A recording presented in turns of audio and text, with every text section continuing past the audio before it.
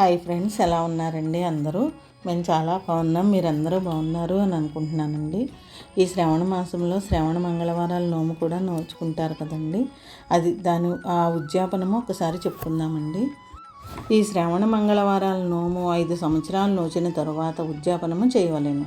మొదటి సంవత్సరం 5, రెండవ ఏట 10 మంది, మూడవ ఏట 15 మంది, నాలుగవ ఏట 20 మంది, 5వ ఏట 25 మంది ముత్తైదువులను పిలిచి వాయనం ఇయ్యవలెను. అట్లే 5 సంవత్సరాలు చేసిన తర్వాత పెండ్లి దినమున పెండ్లి కుమార్తెకు ఒక కొత్త కుండలో 33 జోడీలు అరిసెలు పెట్టి కొత్త రవికల గుడ్డతో దానికి వాసిన కట్టి మట్టెలు మంగళసూత్రములు పెట్టి ఇవ్వలేను. పద్ధతి ఈ శ్రావణ మంగళవారాల నోము నోచుకున్న వాళ్ళు ఈ విధంగా పెళ్లి కూతురికి ఇస్తారంటండి. మనకి లక్ష్మీదేవి ఏ విధంగానైనా అనుగ్రహిస్తుంది అనడానికి ఈ కబుర్ల దేవత ఒక కథ అండి. ఈ కథ చెప్పుకుందామండి.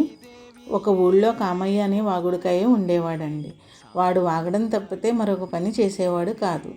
కానీ ఇవన్నీ కామయ్య భార్య పట్టించుకోక తను కూలో నాలో చేసి సంసారాన్ని ఈదుకొస్తూ ఉండేది. 3 పూటలా తిని ఇరుగు పొరుగు వాళ్లతో బాతాకాని వేయటం కామయ్య పని. కొన్నాళ్లకు కామయ్య కబుర్లతో ఇరుగు పొరుగు వాళ్ళు విసిగిపోయి కామయ్య కనబడితే ఎక్కడ మాటలు పెట్టుకుంటాడోనని తప్పించుకుని తిరగటం ప్రారంభించారు. కొందరు ఆకతాయిలు కామయ్యని ఎగతాళి చేయటం ప్రారంభించారు. ఈ సంగతంతా కామయ్య భార్యకు తెలిసేసరికి ఆమెకు చాలా బాధ కలిగింది. తన భర్త పనిచేసి సంపాదించకపోయినా ఆమె బాధపడేది కాదు. కానీ అతను అలా నలుగురి చేత అవమానింపబడటం ఆమె భరించలేకపోయింది. కామయ్యకు 4-5 సార్లు చెప్పి చూసింది, కానీ ఫలితం లేకపోయింది. ఇక చేసేది లేక కామయ్యను ఒక గదిలో పెట్టి తాళం వేసింది. భోజనం వేళకు మాత్రం తలుపు తీసి భోజనం పెట్టేది. వాగే నోరు తిరిగే కాలు ఊరికే ఉండవు కదా. అందుచేత రామయ్య అక్కడ తన గదిలో తన ఎదురుగా ఉన్న గోడతో కబుర్లు చెప్పడం ప్రారంభించాడు. ఇలా చాలా రోజులు గడిచాయి. గోడ ఎదురు ప్రశ్నలు వేయకుండా శ్రద్ధగా వినటం మూలాన కామయ్య గోడకు తనకు తెలిసినన్ని కబుర్లు చెప్పి విసిగిపోయాడు. చివరకు రామయ్య ఒకరోజు గోడతో, నీకు ఇన్ని రోజులు కష్టపడి ఇన్ని కబుర్లు చెప్పాను కదా, నువ్వు మాట్లాడకపోతే పోయావు. కనీసం నన్ను మెచ్చుకోవేమని ప్రశ్నించాడు. గోడ నుండి ఎటువంటి సమాధానము రాలేదు. కామయ్య పదే అడిగాడు. ఉన్నట్టుండి ఒక మెరుపు లాంటిది మెరిసినట్లయి ఒక స్త్రీ ఆకారం అతని ముందు నిలబడింది. ఎవరు నువ్వు, నీకేం కావాలి అని అడిగాడు కామయ్య ఆశ్చర్యపోతూ. అందుకు ఆమె, నేను కబుర్ల దేవతను. కబుర్లు సృష్టించటం, అక్కడ నుండి ఇక్కడికి, ఇక్కడ నుండి అక్కడికి, ఇలా ప్రపంచమంతా ఈ కబుర్లను చేరవేయటం నా పని. నీవు ఇన్ని రోజులు చెప్పిన కబుర్లు నాకెంతో నచ్చాయి. అందుకు బహుమానంగా ఒక బంగారు నాణెముల బస్తా ఇస్తాను అని చెప్పి మాయమైంది. ఆమె అలా మాయం అవ్వగానే కామయ్య పక్కనే బంగారు నాణేల బస్తా పడి ఉంది.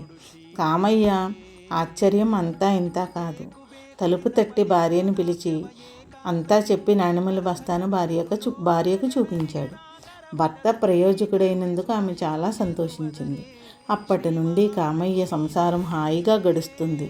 కామయ్యను వాగుడికాయ అని ఎగతాళి చేసే వాళ్ళల్లో ఒకడైన పక్కింటి రామయ్యకు ఉన్నట్టుండి కామయ్య ధనికుడు కావటంతో కన్ను కుట్టింది. విషయం ఎలా ఆరా తీయాలా అని ఆలోచించి రామయ్య ఒకసారి కామయ్య భార్య లేని సమయం చూసి కామయ్యను చల్లగా మాటల్లో దింపి అడిగాడు, నీకింత డబ్బు ఎలా వచ్చింది అని. ముందే మాటకారి అయిన కామయ్య పొసగుచ్చినట్టు అంతా చెప్పేశాడు. రామయ్యకు దురాశ కలిగింది. తాను కూడా అలా చేసి డబ్బు సంపాదించాలనుకున్నాడు. ఇంటికి వెళ్ళి తన భార్యతో చెప్పి గదిలో కూర్చొని తలుపు వేయించుకున్నాడు.